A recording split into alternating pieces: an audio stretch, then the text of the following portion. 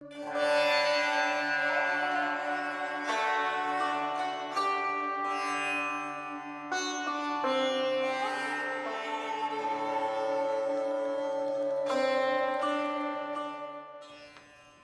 morning, everyone.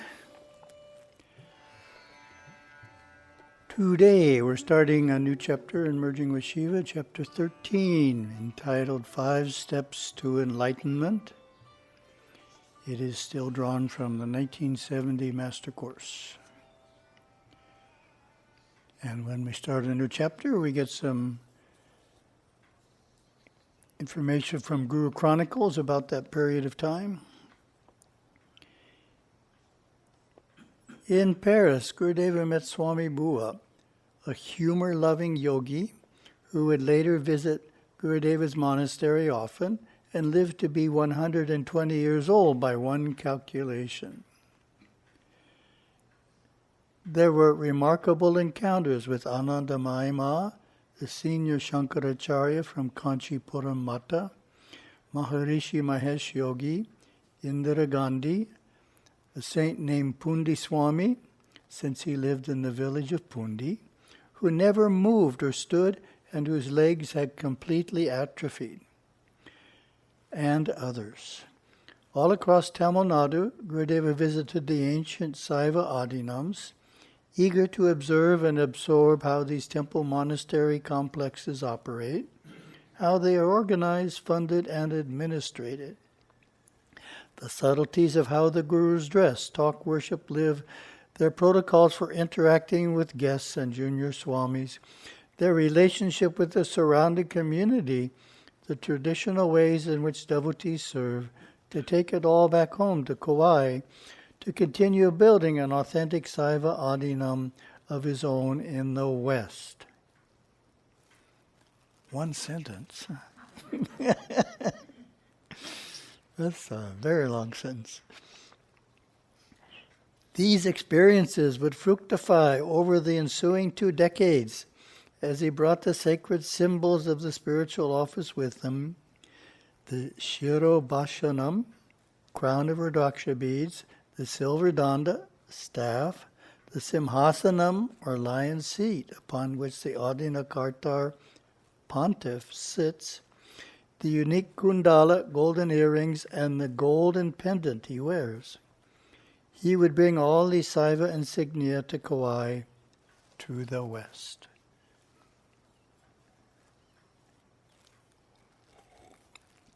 Interesting information. So our lesson, lesson 85, step 1, attention, first of the 5 steps to enlightenment. The grand old man of the East who ordained me, Jnanaguru Yoganathan, Yogaswami of Jaffna, used to say time and time again, it was all finished long ago. It's finished already. The whole mind is finished, all complete, and all stages of manifestation. Man's individual awareness flows through the mind as the traveler treads the globe.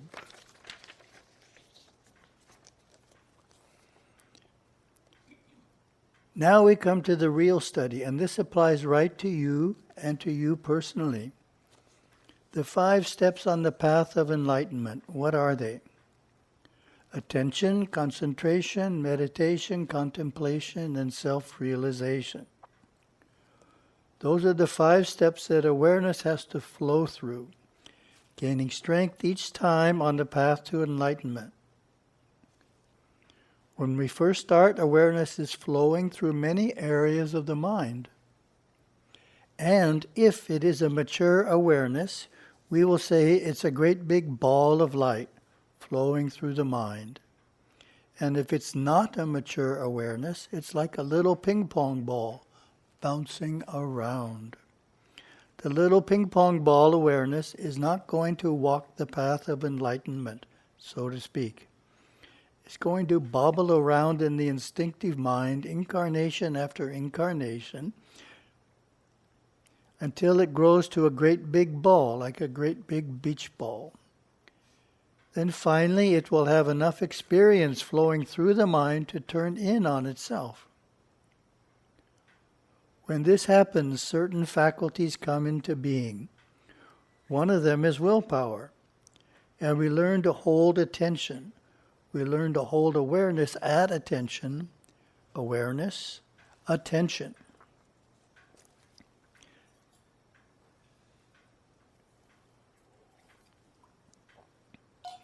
Little comment there.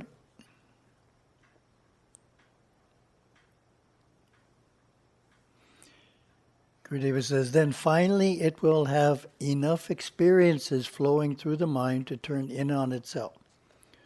So that's an important point, is that all individuals need experiences in the world, enough experiences before they will turn in on themselves. So as in Yoga Sutras says, we need experience as well as the search for enlightenment. What is attention? Attention is the first of the 5 steps on the path, that is, holding awareness steady, centralized in only one area of the mind, and the area that we choose it to be in, not the area that someone else has chosen it to be in. Our awareness is moved around by other people through the mind at such a fast rate that we think we are moving awareness ourselves, so to speak. That's a funny way to talk, because I'm saying we move awareness as if awareness is something else other than us. But awareness and energy and willpower are all the same thing.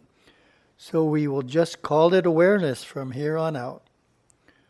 When other people move awareness through one area or another, we call that distraction or worldly distractions. The mission is to move awareness yourself. How do you learn to do that? By holding it at attention.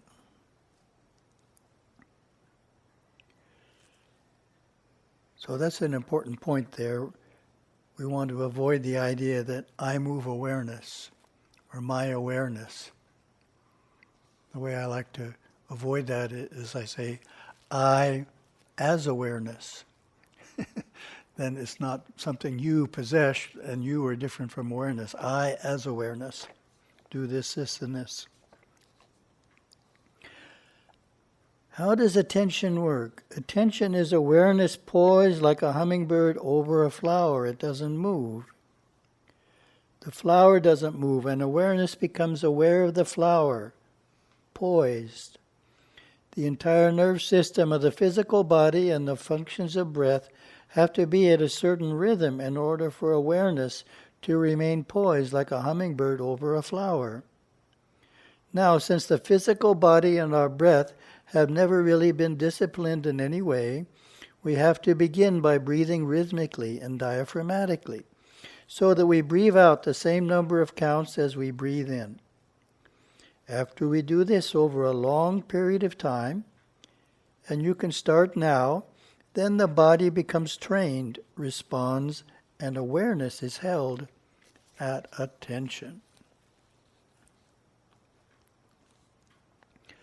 Lesson 86, Step 2, Concentration. Then we automatically move into the next step, concentration. The hummingbird poised over the flower, held at attention, begins to look at the flower, to concentrate on it, to study it, to muse about it, not to be distracted by another flower. That is then awareness moving. Awareness distracted here is awareness simply moving to another flower or moving to another area of the mind. Give up the idea that thoughts come in and out of the mind like visitors come in and out of your house. Hold to the idea that it is awareness that moves rather than the thoughts that move. Look at awareness as a yo-yo at the end of a string. The string is hooked to the very core of energy itself, and awareness flows out and it flows in. Awareness might flow out toward a tree and in again, and then out toward a flower and then in again, and down toward the ground and then in again. This wonderful yo-yo of awareness That is a good concept to grasp in order to become more acquainted with awareness. Awareness held at attention can then come into the next vibratory rate and concentrate. Take a flower and place it in front of you. Breathe deeply as you sit before it. Simply look at it. Don't stare at it and strain your eyes, but simply become aware of it. Each time awareness moves to some other area of the mind, with your willpower, move awareness back and become aware of the flower again. Keep doing this until you are simply aware of the flower and not aware of your body or your breath.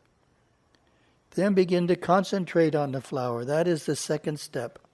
Think about the flower. Move into the area of the mind where all flowers exist in all phases of manifestation. Concentrate on the flower. Move from one area to another to where all stems exist. To the stem of that particular flower, to the root that particular flower came from, and to the seed. Concentrate, concentrate, concentrate on the flower. This is what concentration is, remaining in the thought area of the particular item that you are aware of and flowing through the different color and sound vibrations of the thoughts. How does it work?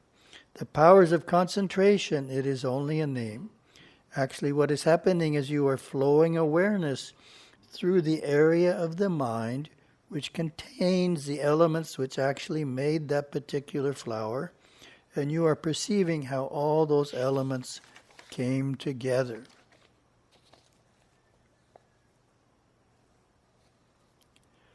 So this gives Gurudeva's distinction between attention and concentration.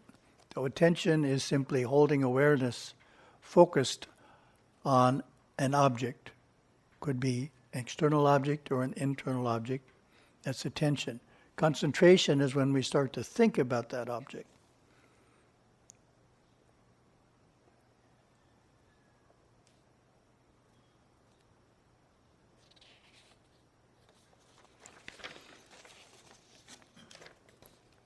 Then we get some shum. Got 2 shum series here that relate. Taka, which is not our blog. Taka. Twine for binding or tying. Rehtaka. To hold the emotions under control. Vumrehtaka. Remaining concentrated through physical discomfort, holding the thread of what is being concentrated upon. This portrait defines the process of holding the thread of concentration throughout internal distractions, such as gas in the stomach, a stiff back, or a pain in the leg from sitting in one position too long. Diaphragmatic breathing and the knowledge that the thread of concentration can be held are essential to maintaining vumrehtaka. Overcoming internal static with undistracted concentration. And the second shum series, Kamnam, a box, tight container.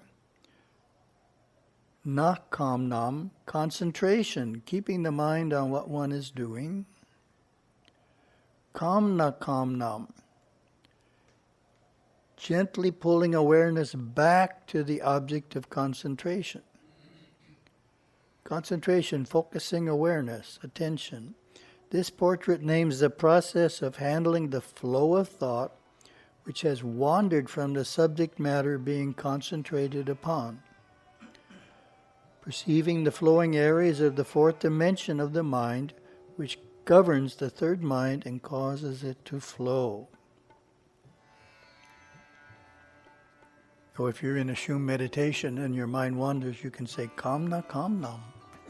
Come back to the object you're supposed to be thinking about.